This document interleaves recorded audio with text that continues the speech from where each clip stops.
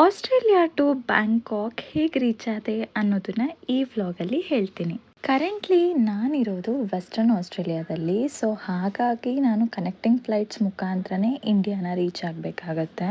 So ಈ ಸಾರಿ ನಾನು book ಮಾಡ್ಕೊಂಡಿದ್ದು ಥಾಯ್ ಏರ್ವೇಸ್. ಬೆಸ್ಟ್ ಎಕ್ಸ್ಪೀರಿಯನ್ಸ್ ಅಂತಾನೆ ಹೇಳ್ಬೋದು. ತುಂಬ ಚೆನ್ನಾಗಿ ಟ್ರೀಟ್ ಮಾಡಿದ್ರು ಸ್ಟಾಫ್. ಹಾಗೆ ಫುಡ್ ಕೂಡ ಓಕೆ ಇತ್ತು. ಫುಡ್ಡಲ್ಲಿ ಏನೇನು ಇನ್ಕ್ಲೂಡ್ ಮಾಡಿರ್ತಾರೆ ಅಂದರೆ ಸ್ಯಾಲಡ್, ಡೆಸರ್ಟ್, ಬಟರ್ ಹಾಗೆ ಬ್ರೆಡ್, ಒಂದು ಚಿಕ್ಕ ಪ್ಯಾಕೆಟ್ ಆಫ್ ಸ್ನ್ಯಾಕ್ ಇರುತ್ತೆ, ಹಾಗೆ rice, some kind of vegetables, ಹಾಗೆ ಚಿಕನ್ ಆ್ಯಡ್ ಮಾಡಿದ್ರು.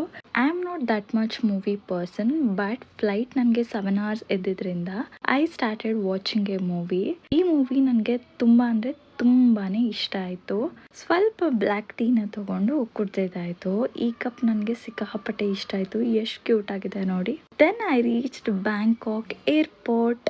ಈ ಏರ್ಪೋರ್ಟ್ ಅಲ್ಲಿ ಸಮುದ್ರ ಮಂಥನ ಥೀಮ್ನ ಇಟ್ಕೊಂಡು ಒಂದು ಅಟ್ರಾಕ್ಟಿವ್ ಸ್ಪಾಟ್ನ ಮಾಡಿದ್ದಾರೆ. ಅದ್ರ ಬಗ್ಗೆ ನಾನು ಮುಂದಿನ ವ್ಲಾಗ್ಸ್ ಅಲ್ಲಿ ಹೇಳ್ತೀನಿ. ಹಾಗೆ ಬ್ಯಾಂಕಾಕ್ ಏರ್ಪೋರ್ಟ್ ಅಲ್ಲಿ ನಾನು ಏನ್ ಮಾಡಿದೆ ಅನ್ನೋದನ್ನ ಕೂಡ ಹೇಳ್ತಾ ಹೋಗ್ತೀನಿ. Thank you so much for watching.